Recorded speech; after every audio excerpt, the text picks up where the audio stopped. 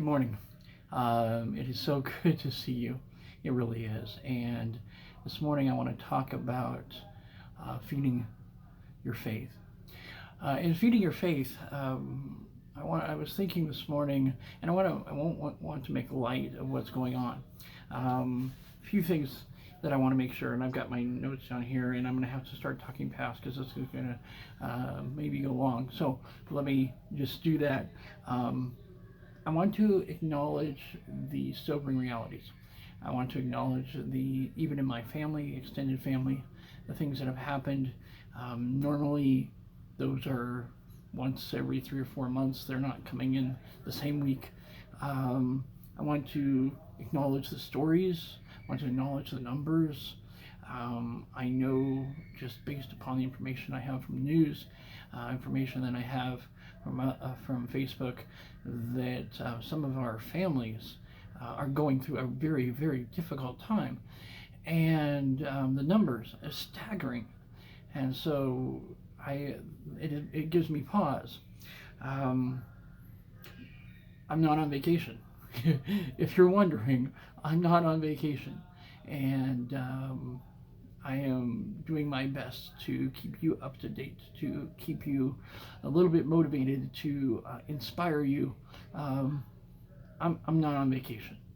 Um, and I had a conversation with my mother this morning, and we talked about the political and the medical realities, and it was extremely sobering conversation. Um, I do acknowledge that for those of you that are extroverts, you are having a really, really, really rough time. I thought one of the worst ones was on Facebook, I saw this guy had a picture or with a T-shirt, a white T-shirt on that had nothing on it, and it said the NCAA championships T-shirt for 2020. I went, oh my goodness, you got to be kidding me. So for the introvert's kind of okay because they're just kind of inside and kind of thinking to deal with everyone else. But for the extrovert, it's not going well. It's not going well at all. And so when I take those things into consideration, I think about where we're at, and I want to just, as my feeding the faith moment, I want us to think about what are we going to do after? What are we going to do after? Because this cannot last. It cannot last forever. It just can't do it. And I right now made the decision this morning that I'm going to prepare for the future. And I am so much looking forward to seeing you, what I'm prepared for. Well, I wrote down a few things. First of all, during this time, I am looking to prepare myself. I'm looking to take time to be both physically and spiritually fit. As I have told you, this is Feed Your Faith. And so one of the things that I do is I make the effort to read a lot and to just spend time with God. And that's really working for me. But also, honestly, it'd be nice to be a little bit more spiritually fit. My wife is, or excuse me, physically fit. My wife is, but I'd love to get out and play some pickleball. But I did actually walk the neighborhood with my son yesterday, and so we'll see if we can maybe do that again. I'm looking forward to a time to connect. I know that some of you are loving this Zoom thing and loving your phone, but in reality, it's not connecting the way that Jesus intended. And so I think that I am looking forward to connecting. I'm looking forward to having the out of the box be a little bit normal. We've been forced over the last few weeks to kind of rethink the way we do things. And some of them I hope that we'll keep. I don't know how much we'll keep, but I hope that we will keep some of them and let the out of the box types of things be a little bit normal. I was thinking of, I'm looking forward to our time with Jesus and people. If you have Jesus but no people, you're sitting around just not accomplishing a lot. If you have people without Jesus, well, I don't think that's really kingdom work. I'm looking forward to kingdom, to Jesus and people. And this is a shout out to our discipleship groups. Jesus people, people Jesus. This is a disciple, because this is really what discipleship is.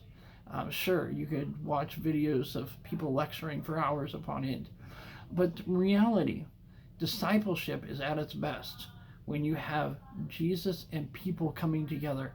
And this is a shout out. So to seniors, my question to you is, have you been able to get a hold of your discipleship group? You have leadership in the school.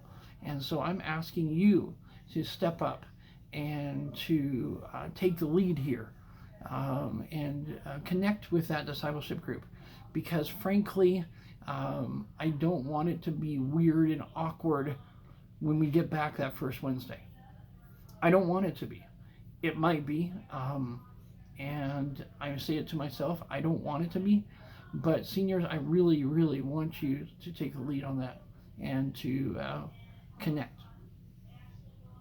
I think that if I had a message this morning, the message this morning would be, are you playing the part of an owner, or are you playing the part of a manager? You see, I think that during this time, and I'm one of those type of people that tries to solve most of the problems myself, all of the fires, the large fires that come in my life, I'm the one that's supposed to try to fix them. And in my family, I have family fires to fix. And so I am the fireman. And so it is my job to fix those fires. But as my wife reminded me, even in our time with Theo last night, that no, I am not the owner, I am the manager.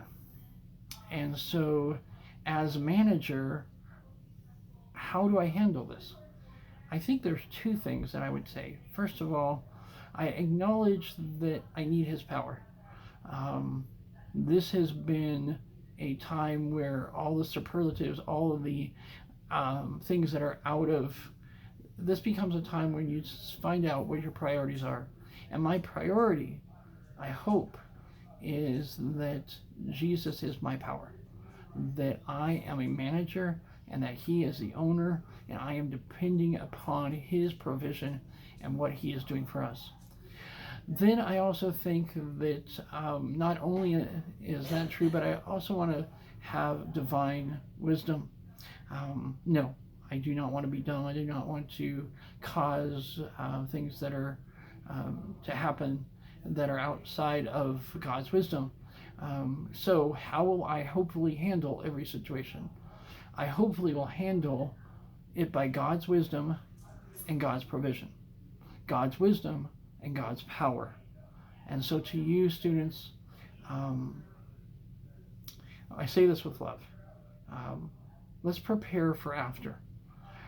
As I think through the rest, we've got 3 weeks. We've got this week, we have the following week, and then spring break. And I'm telling you, absolutely take a staycation if you have to.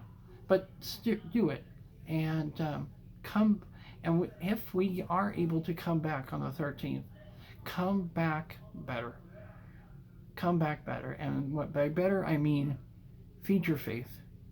And in a later video, I'll talk about what I do, or what I would suggest you do to feed your faith. So good to see you. And you have a wonderful day. And know that I'm praying for you.